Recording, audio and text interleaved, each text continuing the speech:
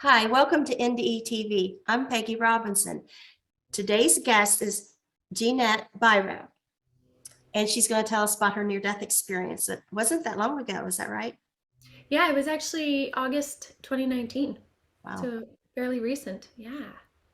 Yeah. Okay, you can just start wherever you like.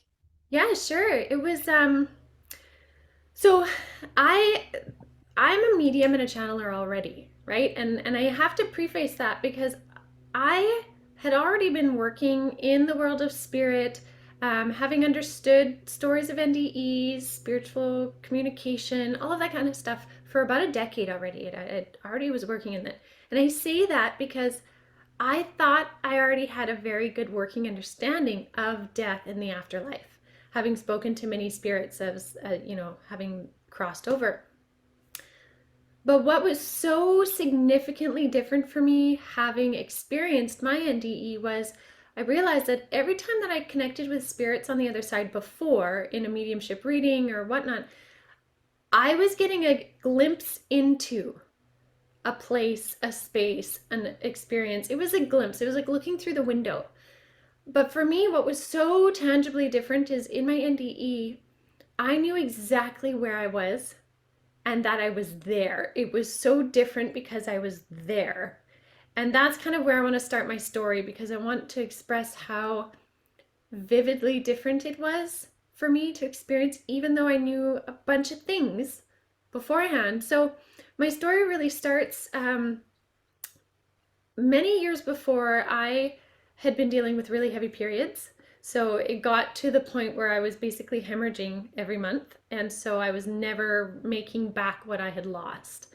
And it just became so severe. We tried different medications, different treatments, all these things. Nothing worked. So we agreed I would have a surgery to help with that. And so I say that because it was a planned surgery. This wasn't an accident based experience or anything like that. But leading up to my NDE, there was several things that started happening that really started to cue me that something was going on, something bigger was going on, and I didn't quite understand. And I kept looking outward to who was going to have something happen. I didn't realize it was me. But I remember when they wheeled me into the OR, there was this real excitement in my body and my whole being. There was this excitement, even though I was so depleted that the day before my surgery, my mom, who was a nurse in post-operative care, looked at me and she said, "The way that you are, there is no way I would do surgery on you. Are you sure you want to do this?" And I was like, "Yes, I have to do this. I just need to get this done." And so, feeling that low and depleted, I was getting excited as I was going towards the operating room. And sure, it's because I was hoping this would help me, but there was this level of excitement like a kid waiting at the top of like a water slide. And they're sitting there waiting for the attendant to give them the go ahead, and there's just this anticipation. It felt like that. And so, when the anesthesiologist came and to put me under, I remember he was like, "Okay, I'm going to give you the gas now." And I was like, I had this feeling of like, right on. Like, and I've had surgery before and I've never been excited. Okay. So when I went under, suddenly I found myself on the other side. And it was that fast that I knew exactly where I was. I was walking up this kind of grassy pathway, grassy hill, and I could feel the grass under my feet, and I knew that I was surrounded by versus looking at the other side. And what was interesting was as I was walking, I could zero in on any blade of grass, like without bending down. I could see the detail of every blade. And then I remember looking up and seeing the sky was so incredibly blue. It was just this beautiful, stunning blue sky. And I walked up to this kind of picnic setting type thing, and it was this beautiful reunion. And it was my grandmother that came to get me, who was already in spirit. And we walk up to this kind of picnic setting reunion, and I spent what felt like hours with family members and friends that had passed from this life, but also lifetimes before. There was there was spirits that were coming up and giving me hugs that I knew so well from lifetimes before that I wouldn't have had a recollection of in this life, right? But we I remember hugging different ones and just catching up like we would with an old friend now, where you're like, what have you been up to? Tell me what's going on. And we would just sit and catch up. And I spent what felt like hours catching up. And I mean, my whole experience on the other side in our Earth time was about 20 minutes. But my experience there to me felt like almost 24 hours in total. Did they catch up to you like what they've been doing? Yeah, like we just had a conversation like we are right Like, now. what do they do? Like, did it Just, sound oh like a my, normal life or? it was just like what their soul had been doing since that other life. Did they take another life? Did they, go to this dimension or level? It was just like catching up with dear friends, which was amazing. And the reunion energy of being on the other side was like the most joy we can feel, but not in excess. And that was something that I really brought back with me, was that the other side is absolute bliss and joy, but not in excess. It's in just this balanced harmony. And so I thought that was so beautiful. So again, I spent hours there. It was so lovely. And then my grandmother then took me to this place on the far reaches of the galaxy or the universe is the only way I can explain it. It's like where the universe is creating itself. And I was in this room that was all white with this giant white boardroom table. And outside the windows was like galaxies, but it was like where they are creating itself. That's the only way I can explain it. And in that space is where I had my guides or my counsel. Like we all have a counsel or guides that, help us decide what we're going to come in and do in this life and then help guide us and so on. They all went around this table and they laid this roll of paper kind of down in front of me and rolled it out. And I remember looking at it thinking, this looks like blueprints. Like this looks like blueprints, like what we have on our planet. But this was my life blueprint. And so they rolled it out and it was blue like we see. But down the center was this long iridescent line of light that was moving through it, pulsing light. And what we did is with my guides, we reviewed everything from the beginning of this life of mine up until this point. And we went through it all. And it was like this life review. And then it was at that moment where they asked, like, now that we've gone through everything, would you like to stay or do you want to go back? And I remember thinking, oh, well, no, I would like to go back. And it wasn't like a fear-based question where I was like, you got to let me go back, or there was no like bargaining to come back for me.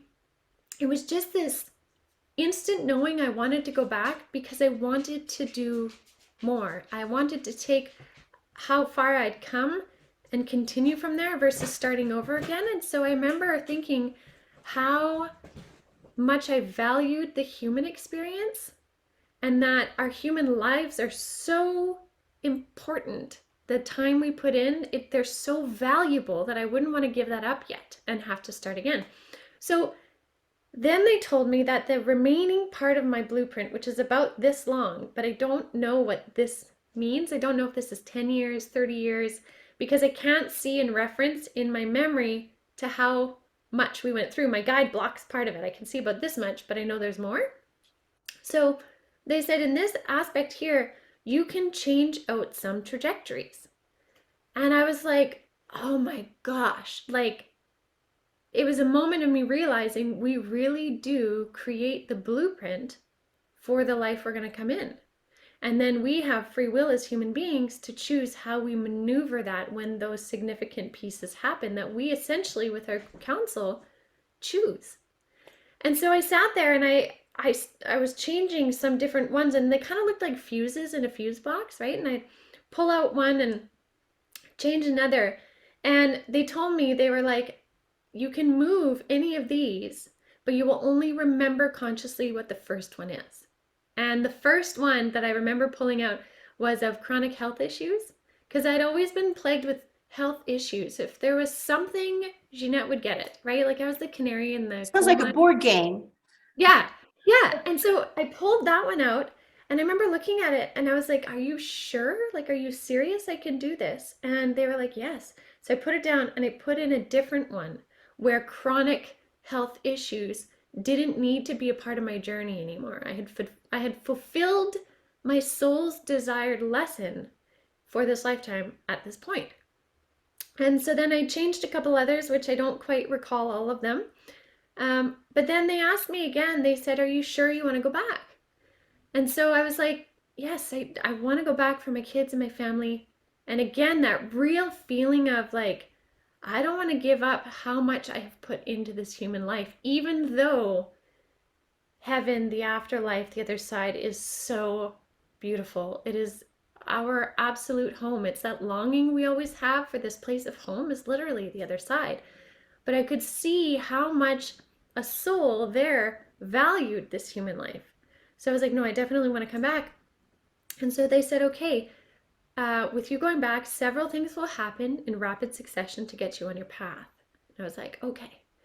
And then before I knew it, I heard the nurse in the recovery room, I guess, say, oh yeah, one thing here before real quick is when they had told me the first time that I could stay or go, they said it would be as easy as flicking a switch for me to have a heart attack on the table and not be able to be revived.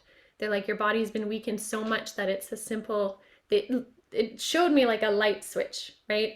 Simple flick of a switch when I was having the opportunity to choose. And I was like, no, I don't want to do that. So then I come back and the nurse is like, Ginette, are you awake? And within seconds, this all happened within seconds, I heard her say it. My eyes were still closed. I felt my spirit go whoop back into my body, but I could still see my grandmother with me. And then my higher self came through and spoke. And the interesting part about that is, I, having had surgery before, I'm usually a groggy, funny mess after surgery. Medication makes me feel really wonky, and so my higher self swooped in so fast and so clear before they could give me any medication or anything. So she says, Ginette, are you awake? I feel myself like flop into my body. And then my higher self comes through to the nurse and I'm listening to myself speak, and it says, or I say, I need you to write something down for me. So the nurse is like, okay, honey, what would you like? I said, I need you to write down these 4 things, these 4 phrases. They're very important. And then I need you to fold up the paper and put it in my hand. And so I told her the 4 phrases, which wouldn't necessarily make sense to anybody. This is the paper. I actually framed it from what she wrote down. So it just says, great Baba, tree roots, time to entwine, and went far. So anyone reading this would be like, what is that? But they were key phrases that would ensure my memory of all of it to come back at the appropriate time, which I'll explain. So she wrote those down, put them in my hand. Then she said, how's your pain? How's this? And gave me pain meds and whatever. And so I remember holding this paper, and I could feel once the pain meds started to come in and they wheeled me down to recovery, and my mom was there. And I remember I passed her, I could just only open one eye, and I passed her the paper and I said, don't lose this. I need this for later.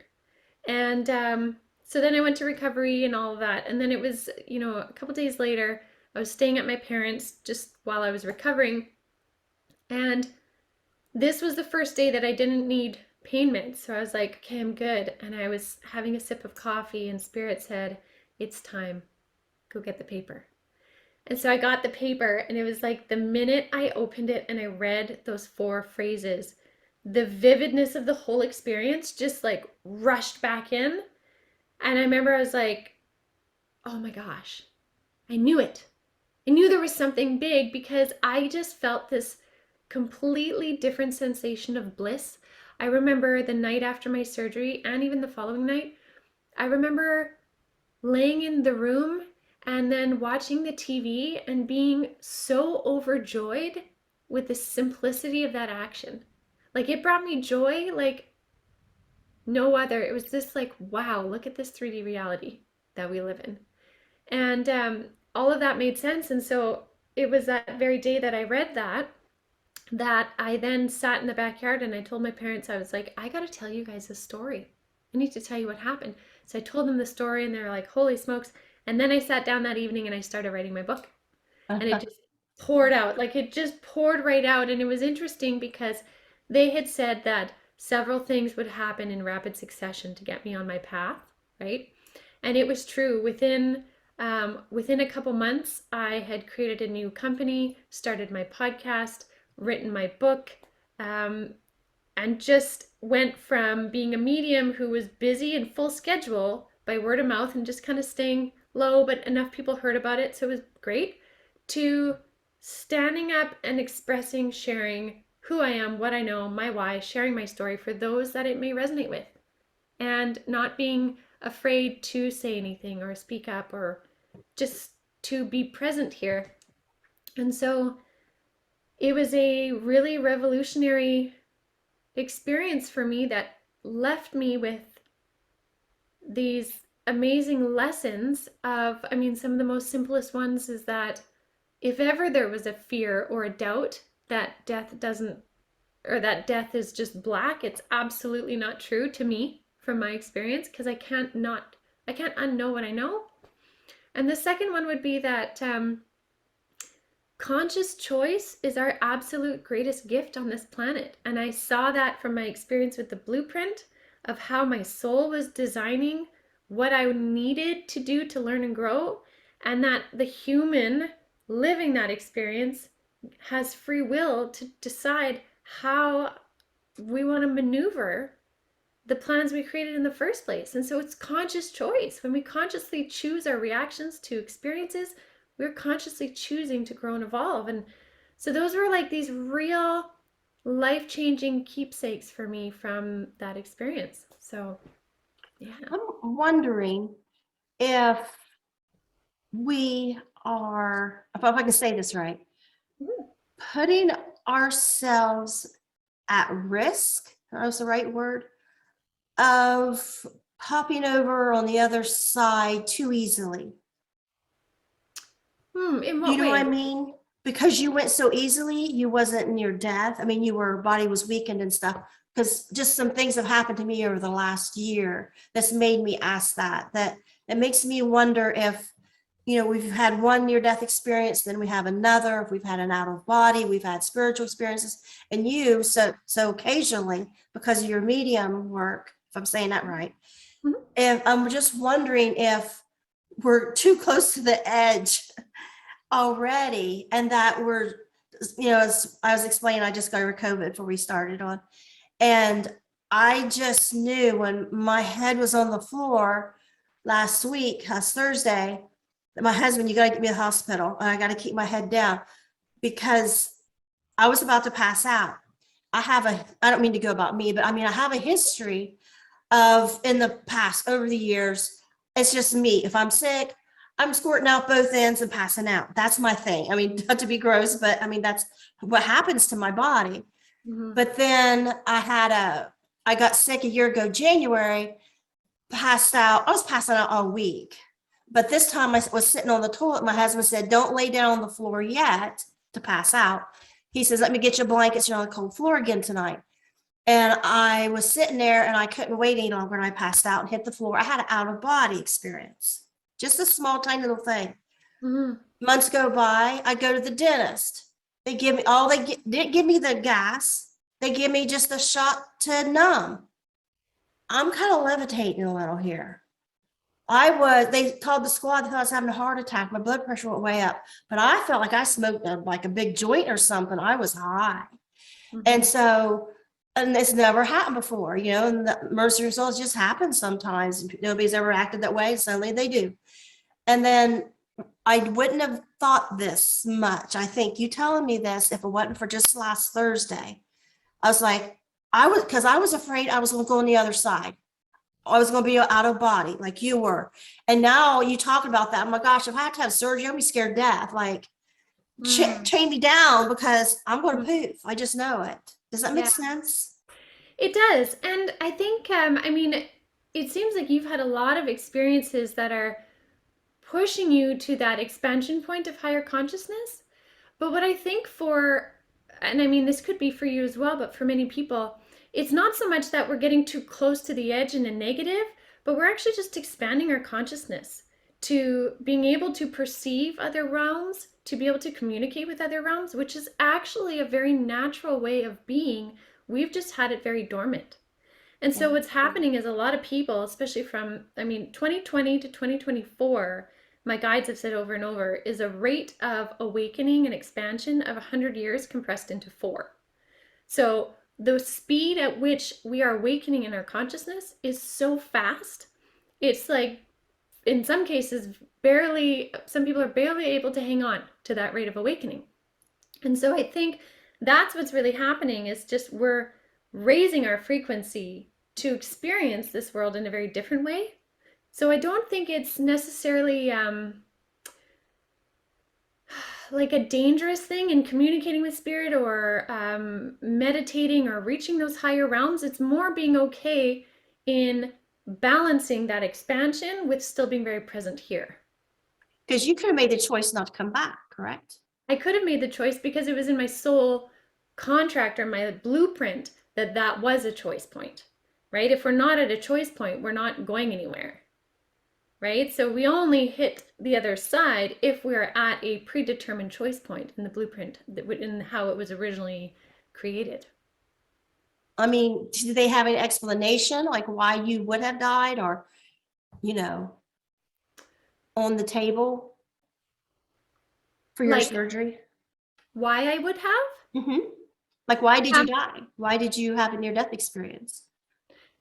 Because I had up to that point, I had fulfilled everything I needed up to that point. No, I mean medically, like, Well, they said it would have been like a heart attack. My heart was weakened so much at that point. the other side said that, but I mean, like, medically, did they say, we almost lost you, or your blood pressure? I mean, No, not at all. It was smooth sailing on this side unless my soul decided it would go. Now, with a lot of NDEs, near-death experiences can happen in traumatic incidences where someone actually, their heart stops. But it can also happen often in surgeries. A near-death is when the soul travels to the other side. The full death point is when essentially the silver cord is released, and at that point the soul can't come back into the body, right? So I don't know. I mean, like, when I had my second NDE at 25, I was told it was my time. The answer was no, I couldn't go back. But then, I played my case, and obviously I was back. I was just curious, like I'm getting kind of scared now. yeah. that I said, If you've had a couple NDEs, I can understand why you would have that nervousness of walking that line back and forth, and that, you may have a blueprint that has those many exit potentials based on what you do, based on what you choose as you're growing and learning. Whereas some other people only have one exit point at the very, very end, right? There's many different exit potentials that people can have. I do also know that people can negotiate. I've seen a soul who, they were coding in the back of an ambulance essentially, but they asked for a few more weeks. There's like, I just really want a few more weeks. And so they were able to come back and were here for a few more weeks and then did pass. So it's very individualized as to the soul's desired learning. So it seems like for you, there would be a specific learning, which again is why you're probably hosting these podcasts and exploring it, because you have been walking back and forth, along that line for a reason. But I think that would be to bring more knowledge and awareness here for people. yeah. Yeah. On the way to the hospital, I told my husband, I changed my mind. I'm not DNR. Tell him I'm not DNR anymore. Yeah. Because, you can do this all day and talk about heaven and all. We all are homesick. We all want to go. But when it comes down to it, we're like, oh, wait a minute, I'm scared. Yeah, I think that's a very human response, right? The human consciousness, in the way that we are brought up in society and the way that we often aren't open to those higher realms naturally, right? Like in our common conversations, it does make for this separation. And there is, of course, when we die, we do detach from our physical 3D body. So we change form. That is a change, right? But I think it just depends on where we look at it. In those moments when we're confronted with it, oftentimes we are very 3D, right? We're not ready to move forward. When we see it from the higher soul perspective, it all makes sense. So I think it really depends on where we're at what time. My NDE having the experience on the other side, I had that big soul perspective where I could see it all like I'm watching it, my life, how it fits, how it works. And that was really peaceful. Had I been having that moment here on earth with someone uh, threatening my life, that would be a very 3D response, right? So I think it really Yeah. depends on our perspective for sure.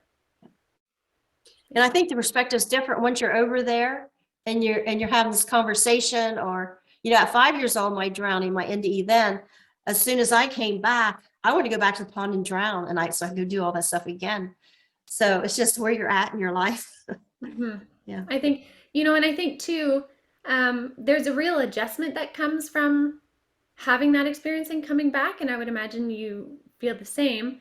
Um, Although I remember the bliss and the beauty, there was like a good 6 months of adjustment for me being back here and trying to navigate what that now means and being human and being 3D, because human experience is very dense. It's very polarized and it's highly emotional versus the other side being very bliss and balanced and harmonious.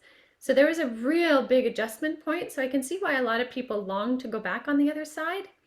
And I remember sometimes talking to my guides being like, why did I come back? I came back to COVID, to crazy like lockdowns, to just turmoil in every which way. And I remember kind of jokingly saying to them, like, this is what I chose to come back for. I mean, again, there's all these other reasons where I would absolutely say yes, my family and all that. But it took a lot of time to balance back in to being here and still knowing what exists there, but valuing again the human experience of um, the lessons, the learning, the difficulties, the emotions, the polarity, the change that we're in, the rapid change we're in. It's everyone that's here on this planet right now has come here, I believe, for a reason. It doesn't mean it's an easy one. It's a challenging time to be on planet Earth. Yeah. Yeah. And it is an odd feeling when a near-death experience friend dies. I've had several near-death experience friends die in the last few years, and it is a strange feeling compared to when other people die. It's just so strange. I don't know if any other NDErs deal with that. You have someone decide NDE that's died. It's just, you just imagine so much what them over there is that I ain't going back, because they already said they weren't, all these times, they say I'm not going back. If I go again, I'm not. And then you find out they die. It's like it feels intentional. It feels different than when somebody else dies. Oh, poor them, or I don't know. It's just really, it's weird. It's getting to be really strange on me. Yeah, I Now can imagine imagine. it's strange because you've had this your whole life. I mean, dealing with already the mediumship and dealing with the spirits, and now you have this. I mean, which apparently is fit right into your life. It did. It was not something I ever expected. My whole journey in mediumship, I wouldn't say was an easy one. I didn't grow up in a family of mediums, so it wasn't like just something passed down the line with the wise grandmother to teach me along the way. It's like nobody knew what was going on. So that in itself was a huge, deep journey. But I'd finally gotten to a point where I was comfortable in my role to a certain degree, right? Like I was comfortable in just the word of mouth, and experiencing these things and expanding. But the NDE really rocketed that to a whole greater level of knowing, because it's the whole thing of experience, right? Like we could talk about stories all day long, but as you know, until you experience something, that's when you truly gain the wisdom from that experience and it changes you. Yeah. So yeah, I just find I value life, physicality, the 3D body, the 3D interactions, relationships, the sun. I value that differently than I did before. I just realized how much we are here for a time. And yes, we carry on. And I'm excited for whenever I do carry on. I'm not ready to carry on yet. But I value the here and now so much so. Because after you've not been on Earth for a moment and know what that feels like to not be on this Earth, because my second one was through the tunnel, through space, then in the bright white light, I knew it was far, far away from Earth. And to have that feeling of you lived your life and you're on the other side, you're no longer on Earth, is just not a feeling that ever goes away. Yeah, exactly. Absolutely. Yeah, it stays with you. It stays with you for sure. It stays with you. It's like ingrained the same way I feel like the experience of having my children was like it changes you. It stays with you. It's profound when you bring a life into this world or you are with someone bringing a life into this world. However that happens for you, it's profound. And so the same thing is, I think when we sit with someone as they're dying, that's a profound moment.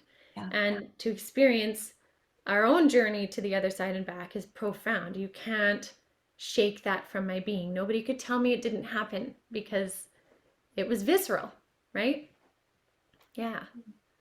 And I think I'm not a medium, I don't know what I am, but having sat a couple years ago with my mother-in-law and she passed away that final week, I'm changed every day because of it. And I didn't know something like that. It's not like we were particularly really close or, really dependent on her. It wasn't that. It was just having walked her home, experienced that all with her, and the knowing that she's still here, feeling a lot. And I don't think I think people see, like, say yeah, medium. Oh, that looks great. Isn't she cute? She's got this great gift. She had a near-death experience, and they don't see what a burden it is at times. I'm sure. Would you like to talk about that? How is this a burden for you in any way, or has been in your life? Yeah, there's moments, I think like with anything, there's moments where it's a total joy and an honor, and moments where it's a burden and there's sorrow in it. And sometimes it's I mean, mediumship when it opens, I think now it's getting a bit better because more people talk about it. It's more of a known term, whereas, 10, 20 years ago, it was a lesser known term. I think opening up to the experience without having a family member or guidance when I was younger was very challenging. So it's very isolating in many ways. It caused massive anxiety for me, panic attacks, so much fear with what I was either seeing or feeling or hearing. But at the same time, those moments of that really helped strengthen my character when I decided to find my own strength and move through it, right? And so with mediumship specifically, there are times when it's a burden until we can understand our boundary in it. And I think that's been my biggest thing.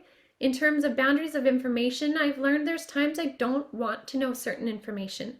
If somebody is going to pass, most likely, or there's a premonition of somebody passing, but there's nothing I can do about it, I don't actually want to know that information because it doesn't benefit me. All it does is make me sit in a fear energy, which I would rather not experience, not out of avoidance, but it doesn't serve me, right? So I think I've learned with that aspect of the burden where to set my boundaries and where I don't want to know certain things. What I used to find as a burden, but now I actually really enjoy, is when spirit comes in and wakes me up in the night to, download new information or insights or understandings. That used to bother me and I would see it as an inconvenience, but now I actually really see it as the sacred time of communication and stuff that I can then, interpret and then share with other people. So I find that a real blessing. Yeah, I think I would say since my NDE, I really was able to embrace the mediumship in the spirit world with more grace, and not be afraid to talk about what I do and share what I do. And if people don't believe it, that's okay. I don't need to prove anything. If they want to sit in a reading with me, sure. But I don't need to argue, prove, disprove, or anything because I really feel everyone is open to whatever they wish to believe, what resonates with them in this lifetime based on their soul journey. It's not for me to discount anybody else's soul path if it doesn't align with mine and vice versa. So I'm feeling less burden now, I would say, but it's definitely been a deep journey of uncovering self. And as we all know, that's not an easy one to have to dive in and look at ourselves really vulnerably and see what resonates as truth and what doesn't. And if it doesn't, how are we going to change things? So, yeah. Interesting. I was just curious because I know everybody has their story and then they have their life and they come on and they just gonna like flat out tell their story. But sometimes I just like to dig a little deeper. And you were just somebody that I got thinking about this morning, and I just kind of wanted to dig a little deeper into because identify with you in some ways. And when I was your age, I would have had no nerve at all to talk about any of this stuff whatsoever. Mum's the word. Nobody would have a clue. Yeah, I understand that. I remember sitting in that kind of energy for a long time where I was like, I don't know if I'm crazy or if this is actually happening. No one talks about it. And like I said, that was a very isolating time. But I think the biggest gift I gave to myself in retrospect, at the time it was just how it had to unfold, but was the willingness to express what I felt, what I saw, what I did. And then, it's the learnings of how to express it, the proper times and the not proper times, right? Like family dinner is not necessarily the time to bring up the uncle standing beside so and so, right? At the table. Um, yeah. But I think no matter what we do, I think if we look at our life journey as the gift that it is, even for the tough lessons, we've all had tough lessons. And I think unless we've come here to have a resting life, which is essentially when a soul comes here and they just want to experience the fruits of human existence and they don't gain as much lessons. So souls don't often choose a resting life, but a resting life would be someone who, lives till they're 95, 99. They smoke and drink and party, always had money, never had to really struggle, and then they pass in their sleep, right? Like that would be a resting life. Not much happened, which is fine, but the soul didn't gain a lot besides resting. And they may have chosen that resting life because the lifetime before they took on a lot. So most souls coming into this earthly life will take on a lot. They'll, in their blueprint, they'll put a bunch of different juncture points of things they want to learn. And so I think when we can look at others around us with that perception, that idea of like, okay, they're struggling, they must have taken on a lot. I don't understand it, but I think I can hold space for it because if I look at my own life, I've taken on a lot and would love if people held space for me, right? So I think mediumship and then my NDE and my whole experience really allowed me to see that within my journey and then see how that is reflected in everybody on this planet. Everyone has taken on juncture points of learning, and some get it right the first time and some trip and fall, but we all just need space to be held and not judged and encouraged to try again, to look for, what's the underlying cause, what can you do to move through that, and where do you want to go now, and be supported in that versus judged. And I think essentially that's a lot of what the world is doing right now and bringing up all the darkness we see, but also the good that's coming up. It's like bringing everything to light so that we can really kind of move through it and choose and change. I remember thinking during my 25-year-old NDE was in the bright white light that, gosh, 25 years old and I'm gone. And my boys were little, my 3 little boys, and I thought they're going to forget me in time, probably even remember me very well. And I'll just be forgotten. Like, I just really felt sad that I didn't really do anything that leave a mark. And sometimes I wonder, us NDEers, we want to write a book. And, so many people talk about life reviews. And it just seems like maybe something, maybe we're not even aware of deep down that we want to leave that mark. And then it seems like our life's all recorded because when we have a life review, we realize this has to be recorded for them to show these visions of something in our past or it's crazy. Even our dreams, little bits of things is like somebody just gets in there in our files and makes a stupid, crazy dream that But then our NDEs, people want to say, oh, it was a dream. And when we know, like you say, you were physically there. I think I heard you say on another podcast, maybe you did today too. You felt the grass on your feet. Yeah. Yeah. And I think that's because our eyes are different. I knew at 5 years old during my drowning, suddenly my vision was different. Everything looked different. Like this glass, you can see, water above and below. I could see the pond like that. I was under the water, but I could see above and below, and I had a choice. You want to go above, below, which when you're under the water, you're under the water. You know, you're over the water, but my eyes, my vision was different. And then I noticed my hearing was different. I didn't hear the sounds of earth, you know, the birds. I didn't hear none of that. I heard everything, all this telepathic stuff and people talking and telling me stuff. And that had me, it's like you're in that was all out of body on this earth. You know, I was just running around being a ghost kid. And so, do you think maybe you had an NDE as when you were young and don't remember that gave you these gifts? Was you ever like really sick or something? I well, I've had a couple different juncture points. I was born premature. So I came out way too early with no reason for it. There was no medical reason why I came out too early. I think I was about 8 weeks early, I believe, and was in an incubator. And actually, I mean, at the time, my parents had a priest to read me my last rites. They were like, "We don't know how long she'll last." Um, so there could have been something there. I personally don't have memory of that. I was never given a snippet of memory of that birth experience or anything like that.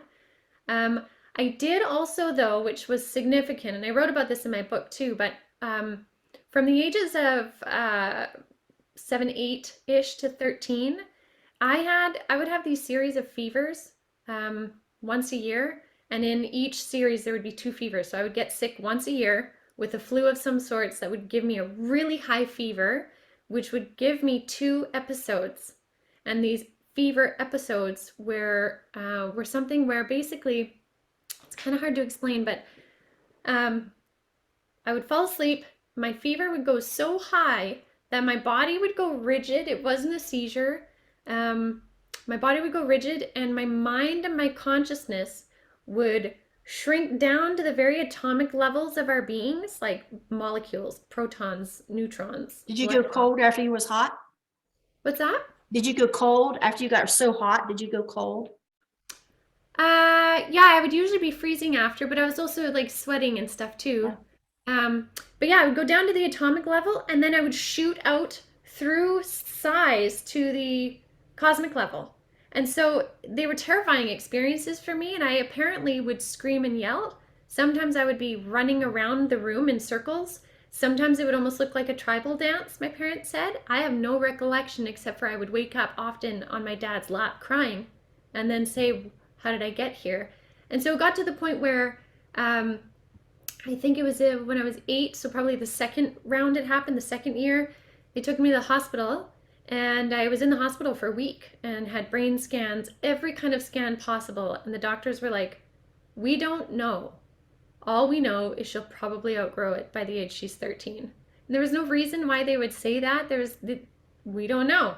And sure enough, though, by 12 and a half was the last time I had an episode like that. And that last one was different. And what was different about it, and I knew at the end of that one that that was the last one. It was this weird knowing that a 12-year-old would just know. I went atomic, I went cosmic, and then I felt like I was filled to the brim, like I was like filled like a balloon of something. And I didn't know what it was, but I knew that was the end for a time. What I learned later in those nights when spirit started waking me up in my early 20s to bring down knowledge and stuff was that there was a bunch of information essentially being brought into my body that would stay dormant until a later time in my life, and that in order for me to take in that dormant information, my body needed to be heated. I needed to be vibrating at a higher frequency, which is what I do now more naturally. But one of the ways we create higher frequency on 3D Earth is by heating something, right? If you think of heating water, speeds up the particles and turns into steam. So essentially, my body was heated to bring in this information, which was dormant until a time, which is then about 12 years later when my gifts really started to open spiritually, and a lot of this knowledge started to come through, and lots of things started changing and shifting. And yeah, so I think that was a big part of bringing in these gifts and stuff. And See, that's why I was asked in the beginning there about, I'm wondering if leaving our body, you know, because we're unconscious, whether it's through what you call yours, I don't remember, but the fevers. fevers.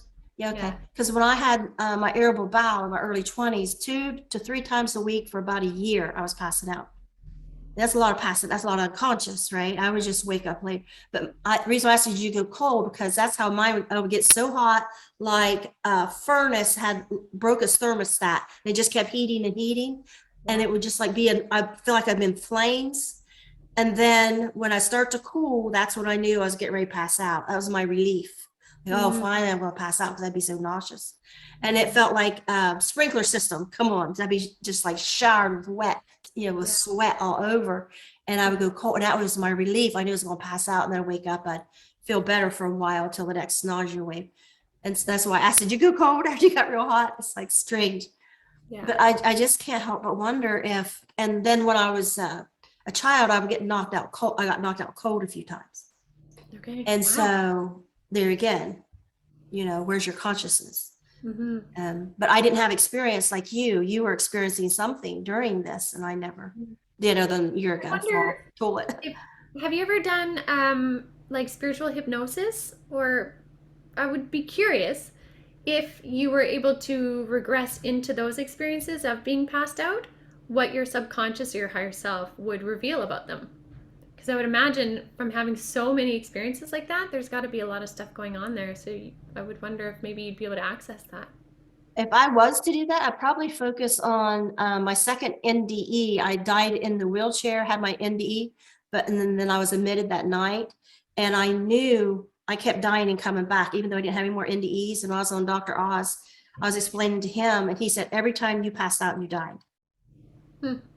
So what about when I passed out all those times, when I was sick that year? I don't know. Do we die when we're passed out? Who knows? Nobody's checking us. At least nobody checked me. Does she have a pulse? She just laid there during the night when everybody else is asleep, the cold Right. bathroom floor. Yeah. Yeah. Right. That's So intense. who knows? But I mean, I'm seriously like freaking out because I didn't know until I say last Thursday that I was scared of, if I pass out, I'm going to be on the other side. It's almost like a PTSD from that little OBE a year ago when I fell off the toilet. I never feared passing out before. I was like, oh, thank God, finally I'm going to pass out, get relief from all this. And then you said you did that during surgery, and I thought, well, gosh, was it the dentist? It's just like I was like, I mean, I didn't feel like I was out of my body. I just was so felt so good that I was like detached a little, to where I just felt no stress, no pain, nothing, just Yeah. complete. Woo! I said, what did you give me? Because we didn't Yeah. give you anything. And then that's when I started checking my blood pressure, and it just kept going up and up and up. And they called the squad. And and Interesting. why it went up, because I was feeling so good, I don't know. And so I'm just like, I'd be I curious to see why that is. I would think hypnosis, like spiritual hypnosis, would be really beneficial that way to get to the answers of why you seem to always be bouncing back and forth. Like, what's the purpose? Is it more grounding needed here? Is it purpose that you walk both worlds to bring back knowledge? Be curious why your soul is desiring that experience so consistently. And what about you? Like, maybe if you have to have surgery again, like maybe you could tell them that you felt you had a near-death experience, even though if they would just really keep a close eye on your blood pressure and everything. I mean, some You kind of know, safeguard. I did have surgery a year later, and it was normal. Okay. Yeah, Okay. it was normal. Yeah. So there was nothing. I mean, like I had, I didn't have any significant experience or anything. It was like surgeries before. It was just kind of standard. So it was very, very different than that one, like significantly different. And I was almost curious if maybe part of that was to show me the difference, right? In case any part of my mind was like, well, really, could there have been anything with surgery that made it questionable? It was just so vastly different. That was just a distinct pocketed opportunity for me. I mean, I had a heart cath a couple years ago. They thought I had a heart attack. I did then too. Collapsed at work. But they had me in 5 minutes and pulled me out. So you got a heart of a 19-year-old, you're good. But on the way into surgery, going in, you don't know. They say, have you signed these papers? They don't know if we're going to have to do a full heart surgery or if you're just going to have stents. And, we don't know. Do we get in there? And so I was like, good to go. I told the kids, don't even come enjoy. I think it was Memorial Weekend. And I said, don't even bother. Enjoy your weekend and just have my husband with me and the union guy from work, because I cops at work. And I was like, good to go. Like, if I die, fine. It's nice knowing y'all, Um, but I think now, because of all the COVID stuff and everything going on, it's like, I'm like, think, what is the difference? I think I'm afraid of like leaving my family. Like, something's bad's going to happen. I'm not going to be here to take care of everybody. Mhm. Yeah, I could So, see that. I mean, there's as much as it's beautiful on the other side and, soul's home and all these kinds of things, there is so much value to this life here, right? And we make these beautiful connections in the 3D ways that we make connections, and that there is a longing and a grieving of that no matter what. And I mean, even a lot of spirits I've talked to who've crossed over, obviously, even if they're peaceful and they understand why they passed, they're peaceful with their passing, they are whole and complete. They often speak about the fact that, I know you will be with me at some point, but I do miss holding your hand.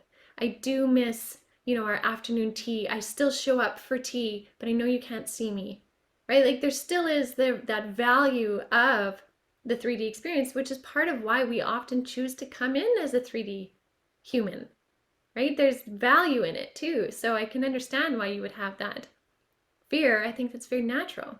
yeah. Yeah. And because, that's all really people's like, oh, NDE, I want an NDE, like, and they want to go, everybody wants to go. And I'm like, people, we got important jobs right now. 100%. 100%. I completely agree. That was so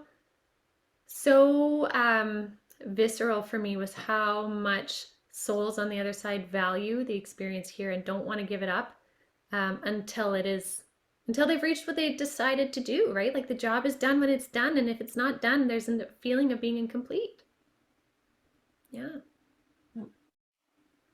I'm sorry, I just like took it everywhere. That's okay. No, I'm happy to chat about all things spirit stuff. Honestly, I think that's where we get some of the best pieces of insight or inspiration, is in the sharing of stories. Okay, I know you got a thing coming up. I don't want to keep you. Was there anything else that you wanted to add real quick? Or?